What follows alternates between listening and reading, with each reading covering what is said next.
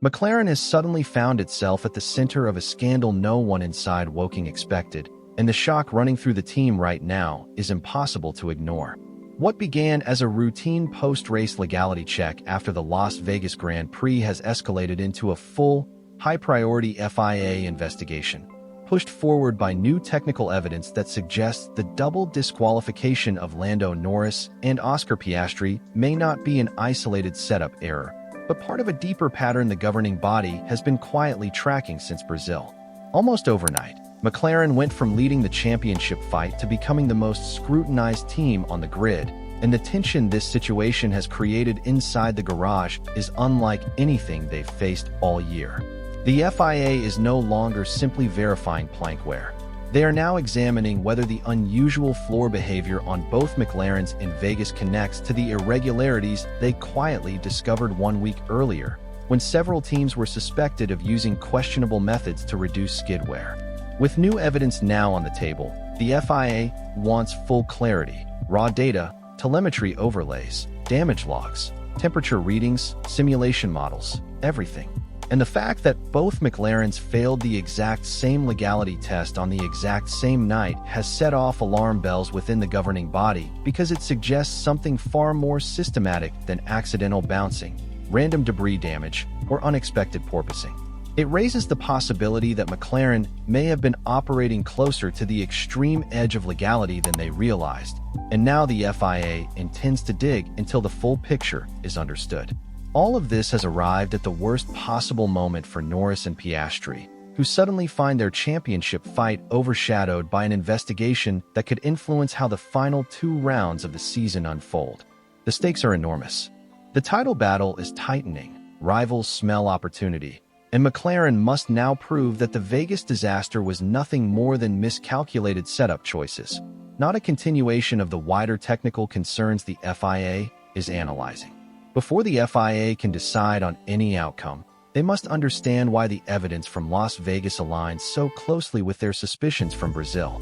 Weeks earlier, during the Brazilian Grand Prix weekend, the FIA uncovered signs that several teams were possibly using techniques to protect plank were far beyond what the rules intended. According to sources, the FIA noticed that a few cars were running significantly lower than expected, especially on a bumpy circuit like Interlagos. Yet their wooden plank showed far less wear than physics would normally allow. That inconsistency is what triggered a deeper investigation. The most controversial technique involved heating the titanium skid blocks embedded in the plank. When heated, the metal expands by tiny but crucial fractions of a millimeter, causing the skid blocks to protrude slightly lower than the wooden plank. During the race, this means the titanium contacts the asphalt before the wood does. Titanium can withstand the impacts. Wood cannot. And because FIA checks measure the wood and not the titanium, this trick effectively allows a car to run lower than permitted without wearing the plank. When the car returns to the pits and the titanium cools, it shrinks back to normal size, meaning the skid blocks resit flush to the plank, giving the appearance of legality. On paper, it looks normal. On track, it gives free downforce. The FIA did not name any teams involved in Brazil, but they did intervene quietly. Joe Bauer conducted expanded inspections after the sprint race and ordered several teams to remove the devices he identified. This moment is essential to understanding why the FIA is now focusing on McLaren. If a team had unknowingly benefited from the thermal expansion behavior of heated titanium earlier in the season, removing that behavior would instantly change how the floor interacts with the racetrack. The car would bottom out more aggressively, porpoise more violently, and suffer higher plank wear, especially at a circuit like Las Vegas, which features long straights, cold asphalt, heavy braking zones, and unpredictable surface bumps. This is exactly the pattern the FIA is analyzing: a sudden and dramatic spike in plank wear between Brazil and Vegas. McLaren argues their excessive wear resulted from bouncing and accidental floor damage during the Vegas race. And those factors certainly played a role, but the FIA wants to determine whether damage alone can explain the measurements or whether the team was unintentionally running so close to the limit that the removal of certain loophole-related behaviors exposed weaknesses in their simulations. Importantly, the FIA is not accusing McLaren of using the skid heating technique. Instead, They are evaluating whether the disappearance of the trick across the grid has revealed gaps in McLaren's real-time ride height predictions and floor modeling. The FIA's technical report from Las Vegas provides the basis of their concerns.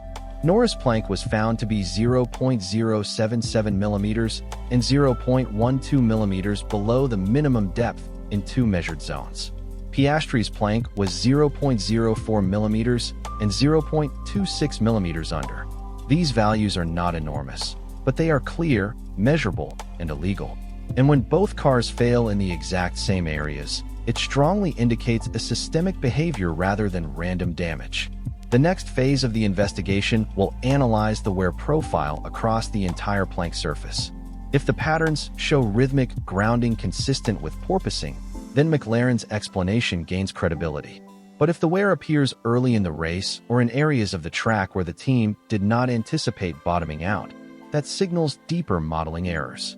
The FIA will also study telemetry from both cars, tracking floor load spikes, ride height dips, and contact moments. One detail already drawing attention is Norris' sudden drop in pace around lap 45, where telemetry shows he began lifting early on the straights, behavior typically associated with heavy fuel management. Fuel saving is allowed, but running extremely tight fuel margins while also running low ride heights can create unpredictable vehicle dynamics. This doesn't prove wrongdoing. It demonstrates how narrow McLaren's margins were in Vegas, and risk exposure is exactly what the FIA is trying to quantify. This investigation also looks forward. If McLaren was operating so close to the limit that bouncing and minor floor damage caused a legality failure, then the FIA wants assurances the same situation cannot repeat in Qatar or Abu Dhabi. They will expect updated simulations, revised ride height strategies, more conservative tolerances, and stronger failure prediction tools. Random floor inspections on McLaren throughout the Qatar weekend are likely. When a team falls under intense technical scrutiny, every bolt, every measurement, every behavior of the floor assembly becomes relevant, and McLaren now lives in that world. The championship impact is enormous. Norris currently leads Verstappen by 24 points.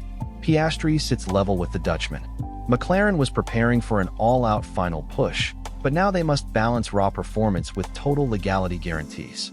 Running the car just 1 millimeter too low could end their title challenge. Engineers will be forced to choose between ultimate pace and safety margins. Strategists will have to evaluate whether aggressive tire plans could alter the car's ride height mid-race. The pressure is enormous. And then came the comment from Jos Verstappen, suggesting Max already knew the McLarens would be disqualified. Whether he meant it literally or figuratively, the implication is that rival teams may have noticed sparks patterns, grounding behavior, or ride height inconsistencies during the Vegas race. When rival teams see something suspicious, they often alert the FIA informally. Investigations typically begin with observations, not accusations. The most delicate question in all of this is whether McLaren gained any early season advantage, knowingly or unknowingly, from the now forbidden behavior of the skid blocks. The FIA has stated there is no accusation of intent, but they want full clarity. If McLaren's car naturally benefited earlier without the team realizing it, the sudden spike in wear at Vegas becomes more revealing. It suggests the car may have been unknowingly relying on a behavior that no longer exists.